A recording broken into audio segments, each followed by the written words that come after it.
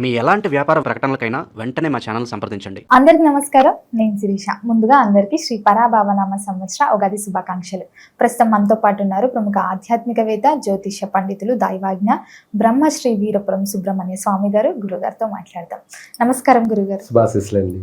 గురుగారు, ముఖ్యంగా మీకు కూడా ఉగాది శుభాకాంక్షలు అండి. మంచిది, నీకు కూడానండి. గురుగారు, ముఖ్యంగా ఉగాది అనగానే మన తెలుగింటి వారందరూ గుర్తుకొచ్చేది జాతకాలు. సో చూసుకుంటే ద్వాదశ రాశిలో అయిన కుంభరాశి వారికి ఈ సంవత్సరం ఎలా ఉండబోతుందంటారు? ఎలాంటి జాగ్రత్తలు తీసుకోవచ్చు అంటారు? నవగ్రహాల ప్రభావం మీ రాశిపై ఎలా ఉంటుందంటారు? ఆర్థిక పరంగా, ఆరోగ్య పరంగా ఎలా ఉంటుందంటారు? చాలా మంచి విషయం అడిగారు. కుంభరాశి వాళ్ళ కష్టాలు అంతా ఇంత కాదు. గురువుగా కుంభరాశి వాళ్ళకి ఈ యొక్క పరాభవనామ సంవత్సరం అంతా కూడా అభివృద్ధి చెందాలని చెప్పి ఉగాది శుభాకాంక్షలు తెలియజేస్తూ ఉన్నాను. అయితే మనకు తెలుగు ప్రకారంగా, మన భారతదేశ కాలమాన ప్రకారంగా శ్రీ శాలివాహన శకం శ్రీ పరాభవనామ సంవత్సరం చైత్ర శుద్ధ పాడ్యమి గురువారం మొదలుకొని ఉగాది, ఈ నూతన సంవత్సరం అంతా కూడా కుంభరాశి వాళ్ళకి ఆదాయ వ్యయాలు చూసుకున్నట్టయితే ఆదాయం 2, వ్యయము 8. 2లో 8 తీసేస్తే 6 నష్టం. అవును, ఖర్చు 6 అధికంగాను. అలాగే రాజ్యపూజ్యం 4, అవమానం 2. ఇక్కడ గౌరవార్థం చాలా బాగుంది, ఎందుకంటే అధికంగా 2 గౌరవించేవాళ్ళు కుంభరాశి వాళ్లకు ఉన్నది అది. కుంభరాశి వాళ్లకు గౌరవార్థం పర్వాలేదు, ఎట్లా పోయి ఎట్లా వచ్చినా కూడా వాళ్ళకు డోకా లేదనమాట. ఎందుకంటే ఈ కుంభరాశి సా, సి, సు, సే అక్షరాలు అన్నమాట. ఇవి ప్రపంచంలోనే అత్యంత శక్తివంతమైనటువంటి నేమ్స్ అన్నమాట. అంటే శబ్దధ్వని, వైబ్రేషను, పవర్ఫుల్ నేమ్స్ ఏమైనా ఉన్నాయి అంటే వాటిల్లో కుంభరాశి ఒకటి మెయిన్. తర్వాత రా, రీ, రు అక్షరాలు ఇవి, ఈ 2 కూడా ఒకదాన్ని మించింది ఒకటే. అలా వీళ్ళ పేరు ప్రఖ్యాతులు బాగానే ఉంటాయి, గౌరవార్థం బాగానే ఉంటుంది. దాన్నే సామెత ఉందన్నమాట, పేరేమో గొప్ప ఊరేమో దిబ్బ అన్న సామెత కింద వీళ్ళకి ఎక్కడ పోయినా డోకా లేదు పేరుకి. అన్ని చోట్ల వీళ్ళకు గౌరవ మర్యాదలు బాగానే ఉంటాయి. కానీ పాపం ఆర్థిక పరంగానే చొక్కా ఇప్పితే ఏం కనపడదు అనమాట. ఎంకలు బయటపడినట్టుగా బరింకలు బయటగా కనిపిస్తూ ఉంటాయి అన్నట్టుగా ఉంటుంది సామెత. అంటే ఎప్పటి నుంచో పాపం అదే పడుతూ వస్తున్నారు కుంభరాశి వాళ్ళు. పేరు గొప్ప, కానీ ఆ గొప్ప కోసమే బతుకుతూ ఉంటారు వీళ్ళు. అదే వీళ్ళకు సంతృప్తి, అదే ఆనందము. ఇదే 10,000 అన్న ఆస్తి, వాళ్ళ ఆస్తే ఆ గౌరవ మర్యాదలే వీళ్ళకి ఒక ఆశ అన్నమాట. జీవితానికి ఏదో ఒక ఆశ కావాలి మనిషికి. ఆ ఆశకు ఏం డోకా లేదు. పేరు ప్రఖ్యాతలకి, పరువు ప్రతిష్టలకి కుంభరాశి వాళ్ళకి ఏం డోకా లేదు. ఎప్పటికీ కూడా ఏదో ఒక రకంగా బాగానే ఉంటుందిలేండి. అయితే మొత్తం మీద ఓవరాల్గా చూసుకుంటే కుంభరాశి వారికి గ్రహస్థానాలను బట్టి కుంభరాశ్యాధిపతి ద్వితీయ స్థానం 2వ ఇంట మీన రాశిలో శని. ఆ శనితో శుక్రుడు, కుజుడు లేదా రవి, సూర్యులు ఇలా కలవబోతున్నారు. కాబట్టి అందువల్ల కొంతమేర వీళ్లకు ఆర్థిక పరమైనటువంటి స్థితిగతులు. ద్వితీయ స్థానం ధనస్థానం అన్నమాట 2వ ఇంట. శని కూడా అంత శుభకారకుడు కాదు. ఆయనతో పాటు రవి, కుజుడు కలవబోతున్నారు. కాబట్టి ఆర్థిక పరమైనటువంటి విషయాలలో ఎక్కువగా నష్టాలు, ఎక్కువగా ఖర్చులు. ఈ దాంట్లో ట్రావెల్స్ బిజినెస్ చేస్తున్న వాళ్ళు ఈ సంవత్సరము అగ్ని పరీక్ష, జాగ్రత్తగా ఉండాలంటే చాలా జాగ్రత్తగా ఉండాలి. ట్రావెల్స్ బిజినెస్ చేస్తూ ఉంటారు కదా, కార్లు, లారీలు, బస్సులు, జీబులు, ట్రాక్టర్లు, ఇలా లేదంటే జేసీపీలు, ఇలా వాళ్ళ వ్యాపార పరంగా సంబంధించి ఇటువంటి వ్యాపారాలు చేసే వాళ్ళు చాలా జాగ్రత్తగా వ్యవహరించాలి. లేదనుకోండి అధికమైనటువంటి ధన నష్టాలకి గురి అయ్యే అవకాశం ఉంది. ఇంకా చెప్పాలంటే ప్రాణాలను కూడా కోల్పోయే అవకాశం కనపడుతుంది. ఎవరికి? కుంభరాశి వాళ్ళకి. అంటే మామూలుగా బిజినెస్ పరంగానే కాకుండా వాహన ప్రమాదాలు కూడా జరిగే అవకాశాలు ఉన్నాయన్నమాట. వ్యాపార పరంగా కూడా నష్టాలు కలిగి పూర్తిగా డిప్రెషన్కి గురయ్యి వాళ్ళు ఆత్మహత్యకు కూడా వెళ్ళే అంతటి సమస్యలు ఉన్నాయి. అందుకనేసి కుంభరాశి వాళ్ళు అలర్ట్గా ఉండాలి, జాగ్రత్తగా ఉండాలి. కష్టకాలంలోనే దేవుణ్ణి ఆరాధించాలి, పూజించాలి, అంతే కదా. దెబ్బ తగిలినప్పుడే మందు వేయాలి, మానిపోతుంది గాయం. అట్లాగే కష్టం వచ్చినప్పుడే దేవుడి దగ్గరికి వెళ్తే ఈ గాయం ఎలా మానిపోయిందో మందు వేసుకుంటే, అలాగే ఆ దైవ దర్శనం చేసుకోవడం వల్ల కూడా వీళ్ళ కష్టం తీరిపోతుంది. ఏదో ఒక మార్గం కనిపిస్తుంది. అంతే. భగవంతుడు ఏ రూపంలో తీరుస్తాడు అనేది చెప్పడు ఆయన. అది మనకు తెలియదు. మనకంటే కుంభరాశి వాళ్ళకి తెలియదు. ఏ రూపంలో ఒక కష్టం వచ్చిందని దానికి చింతించకూడదు. ఏదో ఒక రూపంలో మనం దైవ దర్శనం చేసుకోవడం వల్ల ఆ కష్టానికి తగిన ప్రతిఫలం మళ్ళీ వెంటనే రానే వస్తుంది. అదే మన జీవితానికి ఒక ఎండాకాలంలో వర్షం పడితే ఎలా ఉంటుందో, మంచి ఎండల కాలంలో చిరుజల్లులో వర్షం పడితే ఎలా ఉంటుందో, అలా మనిషికి ఒక అద్భుతమైన సపోర్టు, ఊరట, ఆనందము, సంతోషం అయితే ఎప్పుడు కాదుగా, మళ్ళీ బాగుంటుంది. ప్రస్తుతం అయితే ఈ సంవత్సరం ఇలా ఉంది కుంభరాశి వాళ్ళకి. ఈ శని ప్రభావం వల్ల అధికమైనటువంటి సమస్యలు. అయితే ఈ కుంభరాశి వాళ్ళు వీళ్ళకు కూడా విదేశీ యానయోగం 100% ఉంది. ఎందుకంటే రాశిలో రాహువు 7వ ఇంట కేతువు వల్ల, అపసవ్య కాల సర్పదోష ప్రభావం వల్ల వీళ్లకు వీళ్ళు ప్రయత్నం చేయకపోయినా దానంతట అయ్యే ఎత్తుక్కుంటా వచ్చే అవకాశము ఉంది. ఏది ఉద్యోగపరంగా కావచ్చు, లేదంటే చేసే ఉద్యోగాలలో కూడా వీళ్ళకి ట్రాన్స్ఫర్లు, బదిలీలు, స్థాన మార్పులు, స్థాన చలనాలు ఈ రాశిలో వాళ్ళందరికీ జరుగుతాయి. ఒక్కరికనేం లేదు, ఏదో ఒక రకంగా మారాల్సిందే. అది వీళ్ళు కోరుకోవడము, లేకపోతే అక్కడ సంస్థ మేనేజ్మెంట్ ట్రాన్స్ఫర్ చేయడము, ఇది కాకపోతే లాస్ట్కి ఇల్లైనా మారాల్సిందే. అద్దెల్లు అనొచ్చు, లేదంటే సొంత ఇల్లు అనొచ్చు, లేదా రకరకాలైనటువంటి స్థాన చలనాలు అధికంగా ఉన్నాయి కుంభరాశి వాళ్ళకి. ఆ స్థాన చలనం అనేది విదేశాలకు వెళ్ళాలనుకునేది కూడా ఈజీగా అయిపోతుంది అన్నమాట. ఆటోమేటిక్గా వీళ్ళ జాతకంలో స్థాన చలనం అనేది జరగాల్సింది కాబట్టి అందుకనేసి విదేశీ యానయోగం గురించి ప్రయత్నం చేస్తే వెంటనే నెరవేరుతుంది, ఈజీగా సక్సెస్ అవుతారు. అక్కడ కూడా వెళ్ళడము కొద్దిగా స్థిరపడే అవకాశం ఉంది, పర్వాలేదు. ఆ విధంగా ప్రయత్నాలు కలిసి వస్తాయి, వివాహ ప్రయత్నాలు కలిసి వస్తాయి, అలాగే వివాహాలు అవుతాయి. దాని మూలకంగా ధనం కూడా ఖర్చు అవుతుండే, పర్వాలేదు. ఒక విధంగా చూసుకున్నట్టయితే ఇందులో విద్యార్థులకి బాగానే ఉంది. ఉద్యోగం చేసే వాళ్ళకి కొన్ని మాట పట్టింపులు ఉన్నప్పటికీ కూడా అనుకున్నది నెరవేరే అవకాశము ఉంది. అలాగే ఆరోగ్యపరమైన విషయాలలో మాత్రం బాగలేదు. ప్రమాదాలు అధికంగా ఉన్నాయి. ఆ ప్రమాదాలు నివారించుకోవడం కోసం మనము ఇల్లు రుద్రహోమం పఠించడం చాలా మంచిది. మృత్యుంజయ రుద్రహోమం. ఈ రుద్రహోమం పఠించడంతో వీళ్ళకు ఆ అపగండాలన్నీ, అదే అపమృత్యు దోషాలన్నీ కూడా వైదొలిగిపోతాయి. రాబోయేటువంటి ప్రమాదాలు నివారణ జరుగుతాయి. లేదా ఇందాక మనం చెప్పుకున్నట్టుగా కూడా ఏదైనా చేయొచ్చు, చేసినట్టయితే చక్కగా కలిసి వస్తుంది. కుంభరాశి వారికి ఒక ఆరోగ్య విషయము, ఒక మన ప్రమాదాలు విషయాలు తప్ప మిగతా అన్నిట్లోనూ బాగుంది. సంతాన విషయంలో కూడా కాస్త ఒడిదుడుకులు ఉన్నాయి.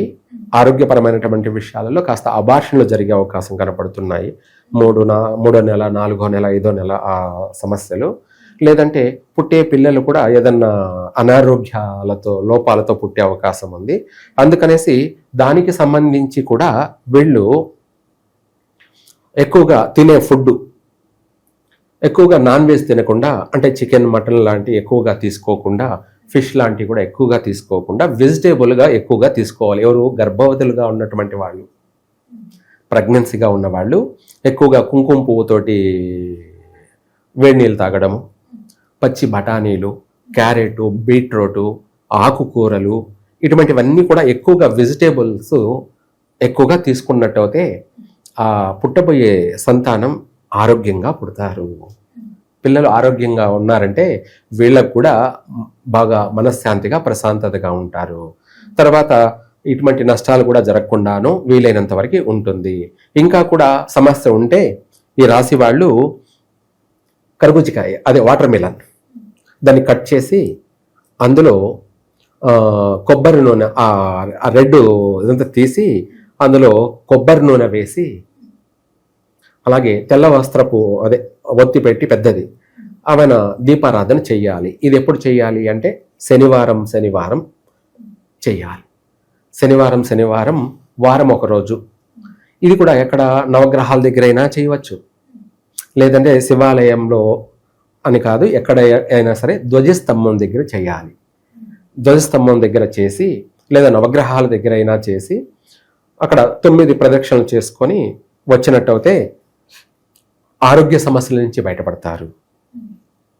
అలాగే ఆర్థికపరమైనటువంటి సమస్యల నుంచి బయటపడతారు. రాబోయే ప్రమాదాల నుంచి కూడా తప్పించుకుంటారు. తర్వాత ఇంకా మిగతా విషయాలలో కూడా వీళ్ళకు అనేక విధాలు కూడా కలిసి వస్తుంది. కుంభరాశి వాళ్ళకి రాశిలో రాహువు 7వ ఇంట కేతువు, సింహరాశిలో కేతువు, వాహన ప్రమాదాలు, ఆరోగ్యపరమైనటువంటి సమస్యలు. ఆరోగ్యపరమైన సమస్యలు అంటే చెప్పాలంటే అనేక రూపాలలో ఉన్నాయి. చర్మ వ్యాధుల రూపంలోనూ, శ్వాసకోశల రూపంలోనూ, లేదంటే హార్ట్ అటాక్ సంబంధించినటువంటి సమస్యలు. వీళ్ళకి ఎక్కువగా కఠినమైన మాటలు, లేదంటే ఉన్న పలానా ఒక నెగిటివ్ మాటలు, లేదంటే వైబ్రేషన్ సౌండ్స్ కానీ కొంతమందికి పడదు. వీళ్ళకి ఇప్పుడు పీస్ఫుల్ కావాలి. ఏం కావాలి? ప్రశాంతత కావాలి. కంగారు పడే మాటలు పనికిరావు. ఆది నిదానం అవసరం. అందుకనేసి ఇవన్నీ పక్కన పెట్టేసి దైవ దర్శనం చేసుకోవడం వల్ల ఇవన్నీ పాజిటివ్ అయినటువంటి, ఓర్పు ఓపిక అయినటువంటి, సహనంతో కూడుకున్నటువంటి స్ట్రాంగ్ అయిన మనస్తత్వం కలుగుతుంది. అంటే ప్రతిదానికి అర్థం చేసుకొని దాన్ని అధిగమించడానికి ఉపయోగపడుతుంది. అదే పాజిటివ్ గాలి, దాన్నే దైవ దర్శనం. ఇది 100% ఈ కుంభరాశి వాళ్ళకి అవసరము. ప్రతిరోజు వీలైతే 2 పూట్ల కూడా దైవ దర్శనం చేసుకోవడం మరీ మంచిది. ఉదయం కానీ సాయంత్రం కానీ. కుదరని పక్షాన ప్రతిరోజు మాత్రం తూచా తప్పకుండా దేవాలయానికి వెళ్ళి నవగ్రహాలను దర్శనం చేసుకోవడం కానీ, ఎక్కువగా శివారాధన చేయడం కానీ, ఇంకా చెప్పాలి అంటే బెల్ల పొంగలితోటి అభిషేకం, శివుడికి బెల్లమన్నంతో అభిషేకం. మనం పంచామృతాలతో ఎలా అభిషేకం చేస్తామో ఆ విధంగా బెల్ల పొంగలితోటి ఆయనకు అభిషేకం చేయడం వల్ల, మనం ఇందాక చెప్పుకున్నాం నల్ల చీమలకి బెల్లం పెట్టాలి. మనం ప్రతి శుభకార్యానికి బెల్లం స్వీట్ అనేది మనం చేస్తుంటాం. ఇవన్నీ పూర్వం అంతా బెల్లమే. ఇప్పుడంటే మనం అనేక రకాల స్వీట్లను తయారు చేసుకుంటున్నాం. ఏది చేయాలన్నా బెల్లంతో చేయాలి. అలా బెల్లం పెట్టడం అనేది మన ఇంటికి అది ఎంతో శుభప్రదాన్ని కలగచేస్తుంది, తీపిని కలగచేస్తుంది. అలాగే మనం చెప్పుకుంటే ఈ షడ్రుచులు, ఉగాది రుచులు, ఈ రుచులలో ఈ రాశి వారికి ఎక్కువగా వగరు కనపడుతుంది. ఏమిటి? వగరు అంటే తీపి, పులుపు, వగరు, చేదు, కారము, వీటిల్లో వగరు కనపడుతుంది. అందువల్ల ఈ యొక్క కుంభరాశి వాళ్ళు ఈ పరమశివుడికి, ఆ పరమేశ్వరుడికి బెల్ల పొంగలితో అభిషేకం చేయడం వల్ల వీళ్ళకే కాకుండా వీళ్ళ కుటుంబానికంతా కూడా శుభప్రదంగా ఉంటుంది. దానివల్ల ఆర్థిక పరంగా కలిసి వస్తుంది. మనం అనుకున్న ప్రతి పని విజయవంతంగా సక్సెస్ అవుతాము. అలాగే ఇదే కాకుండా మన మనసు ప్రశాంతతగా ఉంటుంది. ఎక్కువగా మనము శుభ సూచకాలు, శుభ పరిణామాలు, శుభ కార్యాల్లో పాల్గొనడం కూడా జరుగుతుంది. అలా సాక్షాత్ ఆ పరమేశ్వరుడికే ఈ యొక్క బెల్ల పొంగలితో అభిషేకం చేయడం వల్ల మనము ఆ షడ్రుచుల్ని ఎలా ప్రసాదం కింద స్వీకరిస్తామో ఏకంగా ఆ పరమేశ్వరుడికే బెల్లంతో అభిషేకం. అందువల్ల విశేషమైనటువంటి అది బెల్లపు పొంగలితోటి శత్రు వినాశనము. అలాగే రాబోయే ఉపద్రవాలు, ప్రమాదాల నుంచి మనము బయటపడతాము. ఈ 2 వెంటనే నెరవేరుతాయి. తర్వాత ఆర్థిక పరంగా కూడా బాగుంటుంది. ఎవరైతే నిందిస్తారో, అవమానపరుస్తారో మళ్ళీ వాళ్ళతోనే పొగిడించుకుంటాము. ఇలా ప్రతిదాన్ని చెడిపోయేదాన్ని కూడా మనం బాగు చేసుకోవచ్చు. మనం నడుచుకునే విధానమే మనల్ని బాగు చేస్తుంది. దాన్నే తెలివైన వాడు చేసే పని. ఇది 100% కుంభరాశి వాళ్ళకి వర్తిస్తుంది. గురుగారు, ముఖ్యంగా మరి కుంభరాశి వారికి ఈ సంవత్సరం ఆదాయం తక్కువే ఉంది. కానీ ఎవరైనా కొత్తగా బిజినెస్ స్టార్ట్ చేద్దాం, లేకపోతే పెట్టుబడులు పెడదాం అనుకునే వారికి ఇది సరైన కాలం అంటారా? నూతన వ్యాపారాలు పెట్టకపోవడం చాలా మంచిది. ఎందుకంటే ఎక్కువగా నష్టాలు ఉన్నాయి కాబట్టి. అయితే కుంభరాశి వాళ్ళకి వ్యవసాయ రంగంలో వాళ్ళు చేతనైనంత వరకు ఎంతైనా సరే పెట్టుబడి పెట్టుకోవచ్చు. వ్యవసాయ రంగం మళ్ళీ ఏది కలిసి వస్తుంది, ఏది కలిసి రాదు అనే విషయం మనము తెలుసుకోవాలి కదా. మీరు చాలా మంచి విషయం అడిగారు. వ్యాపారాల జోలికి పోవడం కన్నా అదే పెట్టుబడి వ్యవసాయ రంగంలో పెట్టుబడి పెట్టి చేసినట్టయితే మంచి లాభాలతోటి వీళ్ళు, ఇక్కడ మనం చెప్పుకునేది ఒకటి, ఆదాయం తక్కువ ఖర్చు ఎక్కువ అని. కానీ వీళ్ళు వ్యవసాయంలో లాభం రివర్స్ తిరుగుతుంది. అది ఏమిటి రివర్స్ అంటే మనము 8 ఖర్చు ఉంది కదా, 8 లాభం వస్తుంది అనేది. అది కూడా వ్యవసాయంలో మాత్రమే, ఆ రంగాన్ని ఎంచుకుంటే. అట్లనేసి మనం ఏ దాంట్లో అయినా అట్లాగే ఉంటుంది కదా, ఇప్పుడు అందులో ఉండేది ఇందులో ఉండదా అని ఆలోచించకూడదు. మనం తెలివిగా వ్యవహరించాలి, మొండిగా వ్యవహరించకూడదు. బాగా చెప్పాడులే అన్నట్టుగా అనుకోకూడదు. అన్నీ ఏదైనా పెట్టుబడే కదా అని అనుకుంటారు. కానీ ఈ సంవత్సరం వ్యవసాయ రంగాల వారికి మాత్రం 100% అనేక విధాలు కూడా లాభసాటిగా ఉన్నాయి. అందులోనూ కుంభరాశి వారికి వ్యవసాయ రంగంలో బాగా కలిసి వస్తుంది 100%. అదే కాకుండా 2 మనకు లాభాలు లేదంటే 2 సుఖాలు అన్నట్టుగా ఉంటుందన్నమాట. ఏంటంటే వీళ్ళకు ఆదాయం ఉంటుంది, ప్రపంచానికి కావాల్సినటువంటి అన్నదాతగా వీళ్ళు, అంటే తల్లిలాగా, అంతే కదా, ప్రపంచంలో తల్లి అన్నీ చూసుకుంటుంది. అట్లాగా రైతే ప్రపంచానికి అంతా కూడా తల్లి వంటి వాడు. అలా ఆ విధంగా వ్యవసాయ రంగాన్ని ఎంచుకొని కానీ పెట్టుబడి పెట్టి చేసినట్టయితే వీళ్లకు మంచి లాభం కలుగుతుంది. రెండవది మంచి గుర్తింపు కూడా లభిస్తుంది. వాళ్ళ కష్టానికి తగినటువంటి ప్రతిఫలం కూడా కలుగుతుంది. ఇది మనకు చాలు. మరి ఎవరైతే గవర్నమెంట్ జాబ్స్ కి ప్రిపేర్ అవుతున్నారో వాళ్ళకి ఈ సంవత్సరం గవర్నమెంట్ జాబ్స్ దక్కే ఛాన్సెస్ ఏమైనా ఉన్నాయంటారా? 50-50 ఛాన్సెస్. అయితే అది అందరికి తెలిసిన విషయమే అంటారేమో. దీన్ని చెప్పడం కన్నా కూడా దాన్ని సాధించడానికి ముందుగా మనం ఇందాక చెప్పుకున్నాం, శివుడికి బెల్ల పొంగలితో అభిషేకం చేయమని. ఈ ఆటంకాలన్నీ తొలగిపోవడానికే ఆ అభిషేకం. మీరు అన్నట్టుగా గవర్నమెంట్ జాబ్ కావాలనుకున్న వాళ్ళు ఇది 100% మంగళవారం కానీ శనివారం కానీ ఈ 2 రోజుల్లో ఏ రోజైనా సరే, ఏ రోజు చేసినా కూడా సేమ్ ఫలితమే. ఇంకా మంగళవారం చేస్తే ఇంకా ఎక్కువ రెట్టింపు ఫలితమే ఉంటుంది. ఏది గవర్నమెంట్ జాబుకు సంబంధించి ఆదాయము, అంటే మనం ఎంచుకున్న జాబుకు తగిన శాలరీ కూడా కావాలిగా. ఇప్పుడు నేను గవర్నమెంటే జాబే ఇచ్చాను, 10,000 శాలరీ ఇస్తే ఏం చేస్తావు?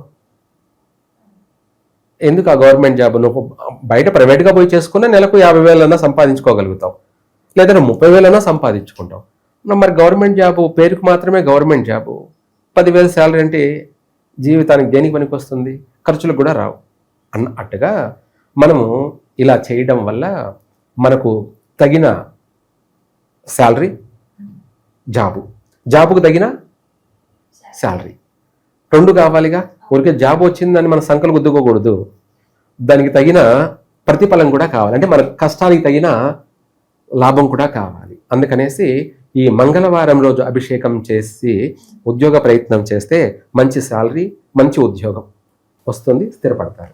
గురుగారు, మొత్తం మీద సంవత్సరంలో కుంభరాశి వారికి ఎలా ఉండబోతుంది, ఎలాంటి జాగ్రత్తలు తీసుకోవాలో తెలియజేసినందుకు ధన్యవాదాలండి. సర్వే జన